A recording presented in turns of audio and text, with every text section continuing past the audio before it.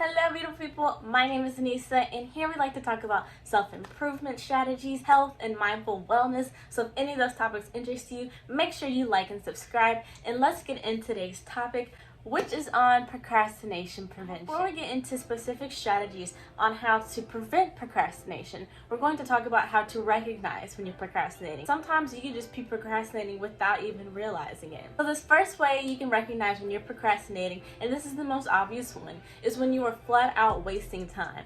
And this is when you are doing something you know you probably shouldn't be doing because you could be doing something else that's a bit more productive. The second way you can realize when you're procrastinating, when you are self-handicapping, and this is defined as when you're afraid of failure, so you blame your procrastination. This third way to recognize when you're procrastinating is just flat out being indecisive, and this is when you can't decide what assignment to do first, so you end up doing nothing. The fourth way to recognize when you're procrastinating is when you receive a task or assignment and you see it as a problem of future self. For instance, you get something on Monday and you're like, I'm not worried about that, that's going to be a Thursday problem. And when you do this, there's obviously a lack of incentive, meaning the reward for completing this assignment on time, let alone early, is not motivating enough for you to complete it. And this fifth way to recognize when you're procrastinating is when you are easily overwhelmed. And I know being overwhelmed can play a large role into the other 4 ways to recognize when you're procrastinating that we discussed, but now we're going to get into specific strategies on how you can combat all of these procrastination motives. The common theme throughout this video is just making it harder for yourself to procrastinate. So now let's get into specific strategies. To avoid flat out wasting time, one of the great things you can do is developing a daily schedule. There are many ways you can do this through time blocking your day, keeping a calendar or planner, and writing down when your assignments are due, actually a few days or even a week earlier than when you need to have it completed. This way you have your assignment completed in more than enough time from when you actually have to turn it in. The next method you can use is the Ivy Lee method, and this is when you write down your to-do list for the following day the night before. And this can be a lot less overwhelming than actually time blocking your day, because when you're writing down what you want to get done for the next day, you should write them in order of importance, but you don't have to write it at 9 o'clock I'm going to do this, 9:30 I will be doing this. That can get overwhelming real quick if you're just starting out and you haven't established a clear daily routine for yourself.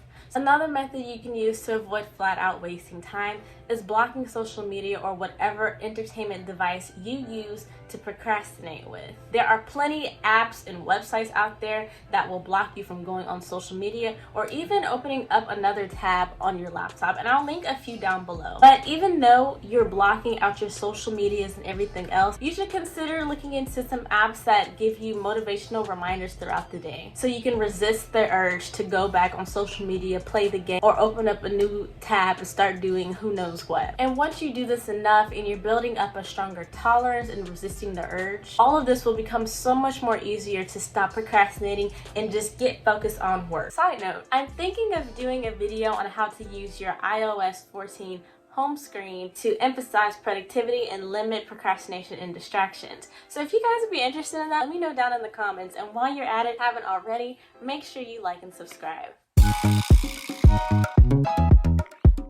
Now moving on to talking about how to stop self-handicapping. Getting an accountability partner is a great way to combat this, and it should be someone who doesn't mind checking up on you to make sure that you completed your task. Alongside that, rewarding yourself for completing tasks is also very helpful. And I don't mean going to buy yourself something pretty every time you complete the bare minimum, but what you can do is something as simple as, okay, once I complete XYZ for the day, I'm going to reward myself by watching 1 episode of my show. By doing this, you're not only learning self-control, but you're also learning how to appreciate small achievements to get yourself out of the mindset of being afraid of failure. This way, when you do have a slip up, I'm not going to say failure because that's over dramatized, but when you do have a slip up, you have more W's this week than you have L's. And rewarding yourself also falls in line to taking breaks. Sometimes I think we can put so much pressure on ourselves to stay in and get in grind mode, but realistically, how consistent are we really going to be, and how fast are we going to burn out if we do not take time out of our day to really stop, break, and reward ourselves for the minor progress that we have already made?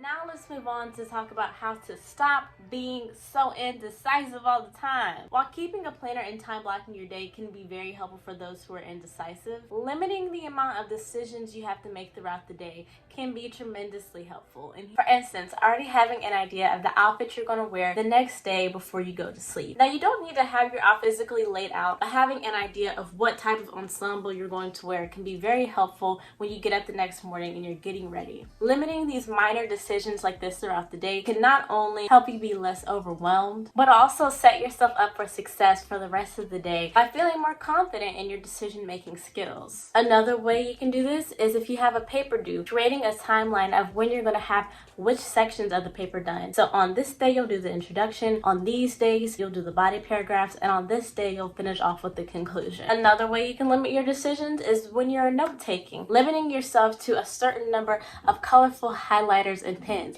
I know it can be very tempting to make your page look like a rainbow, but it is not necessary. Pick one pen and one highlighter and call it a day, Miss Ma'am. But now let's move on to talking about how we can combat getting out of the mindset of thinking this is a problem of your future self. Now, with the problem of future self, this one really has to deal with the general lack of motivation. So basically what I'm saying is you're very lazy and lethargic, my love. But it is okay. It's all right. But really my only and biggest suggestion to this is to start thinking more clearly with intention in long term. For instance, what would be the long-term benefit of you completing and doing well on this assignment? And I know that one assignment is not going to define you for the rest of your life. Please remember that, because it does not. But what would be the benefit of doing your best on this assignment? Completing your assignments and working hard helps you form good habits and will most likely encourage you to continue doing your best and stay motivated so you can achieve whatever goals that you do have in life.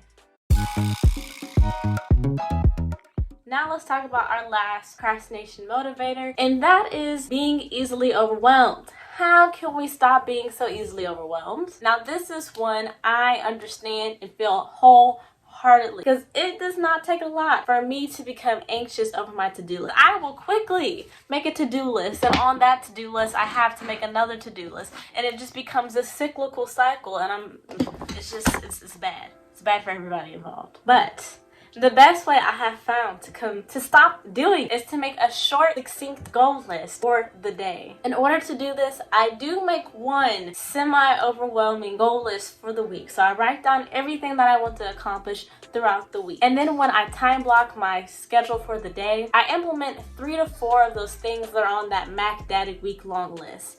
In this way, I am still accomplishing all of my daily and weekly goals in a timely manner, and I'm giving myself a structure for the day. My last piece of advice to stop being so overwhelmed is to create an inspiring space. It is so important to invest in the space that you rest and or where you work if possible. Now, you do not have to be over the top with decor unless you really want to, but you can just be as simple as lighting a candle while you work. However, it can be very beneficial to have an aesthetic yet minimalist emphasis on the minimalist, because you do not need to fill your space with possible distractions, but it can be beneficial because you feel more put together and at peace, because you're setting a mood and tone for the continuation of your productivity. And even if you don't work in your room, investing in your space can still be very beneficial because it can act as an incentive. So once you finish working wherever it is that you work, you know that you get to come back into your space, into your room, unwind, and just vibe and relax. Alright, my beautiful people, that's all I have for you today. Thank you so much for watching, and I wish you all a productive rest of your week.